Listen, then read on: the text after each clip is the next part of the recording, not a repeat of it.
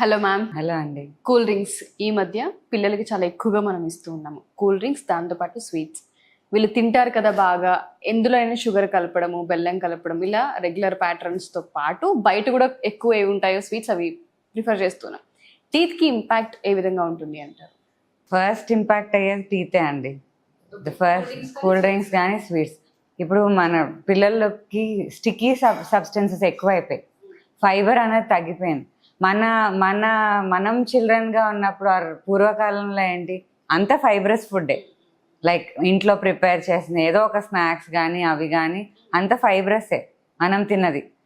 So ఈ మన పిల్లలకి వచ్చేసరికి ఏమవుతుందంటే అంత జంకే, అంత స్టిక్కీ ఫుడ్డే.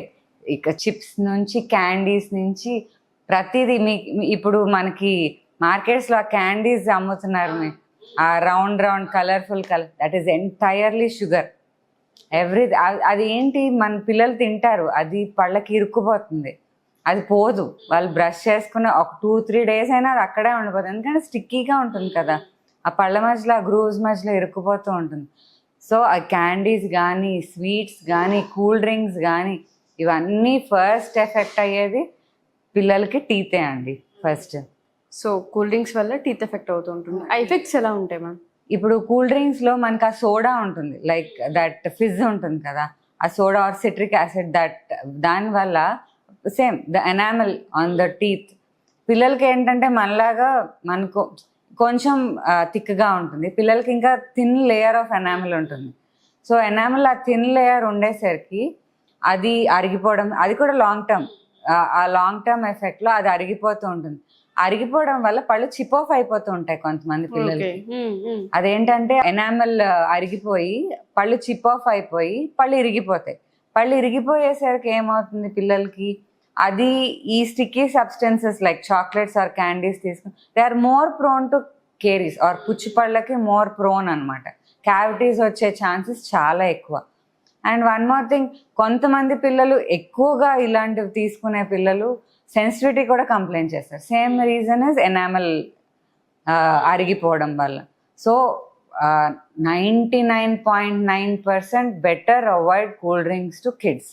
కాకపోతే మనం అవాయిడ్ చేయలేము, maybe once in 3 months 6 months ఒక్కోసారి పర్వాలేదు, but regular usage of cool drinks to kids is big no.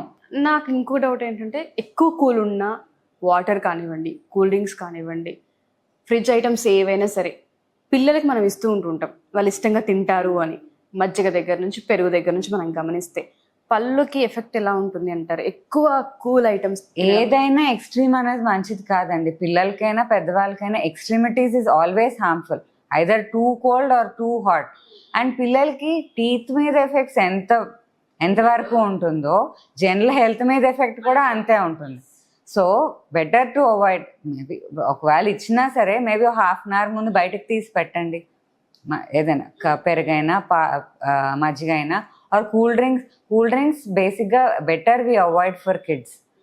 Better we don't. But కొన్ని ఇన్నెవిటబుల్ సిచ్యువేషన్స్ లైక్ ఇప్పుడు ఫంక్షన్కి వెళ్తాము, అక్కడ కూల్ డ్రింక్ పెడతారు, మనం వాళ్ళని ఆపలేము. సో మనం వాళ్ళకి కొని ఇచ్చేది మనం రెస్ట్రిక్ట్ చేస్తే so the rest will follow. ఎప్పుడో వెళ్ళే ఫంక్షన్ దగ్గర if we can't avoid, we can avoid giving to them. At least మనం కొనకుండా అట్లీస్ట్ మనం స్ట్రిక్ట్ రూల్స్ పెట్టి we should drink aerated drinks. వీటిలో షుగర్ కూడా ఎక్కువ ఉంటుంది. అవును, ఈ డ్రింక్స్ లో షుగర్ కూడా చాలా కంటెంట్ చాలా ఎక్కువ. ఈ షుగర్ వల్ల harmful effects to the teeth చాలా ఎక్కువ. ఆ షుగర్ మన టీత్ లో మినరల్స్ రియాక్ట్ అయ్యి అది యాసిడ్ ఫామ్ అయ్యి అదేమవుతుందంటే టీత్ మీద బ్యాక్టీరియా దాన్ని అట్రాక్ట్ అవుతాయి అనమాట. ఆ షుగర్ అట్రాక్ట్ అయ్యి క్యావిటీ ఫామ్ అయ్యే ఛాన్సెస్ చాలా ఎక్కువ ఉంటాయి. So better avoid sugary drinks or these chocolates or candies కూడా.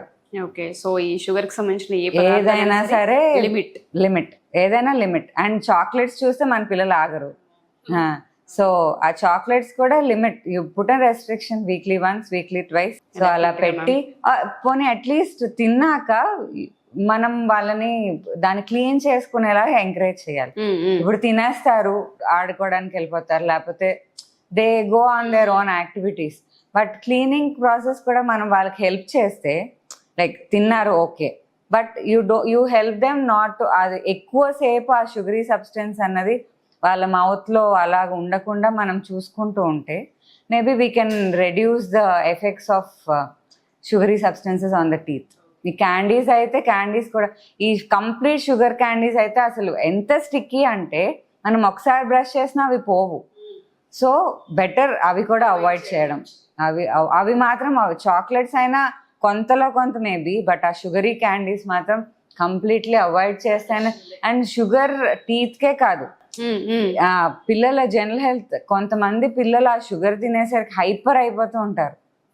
గమనించారో లేదో మీరు, ఆ షుగర్ రష్ అంటారు. చాలా మందికి ఆ షుగర్స్ తినేసరికి హైపర్ ఇది వచ్చేస్తుంది అనమాట. ఆ క్యాండీలో ఉన్న అంత షుగర్ క్వాంటిటీ మొత్తం షుగరే, అది షుగర్ అండ్ ఆర్టిఫిషియల్ కలర్స్, అది అంతే. ఆ షుగర్ని ఆ పాకం లాగా చేసి దాన్ని అలాగా ఇచ్చేస్తారు దాన్ని. So that is not suggestible for kids at all. Okay, so చాలా డేంజర్ అని. చాలా డేంజర్. అండ్ ఆర్టిఫిషియల్ కలర్స్ కూడా they're not good for child's health కదా. Definitely ma'am. Thank you ma'am. Thank you so much. Thank you so much.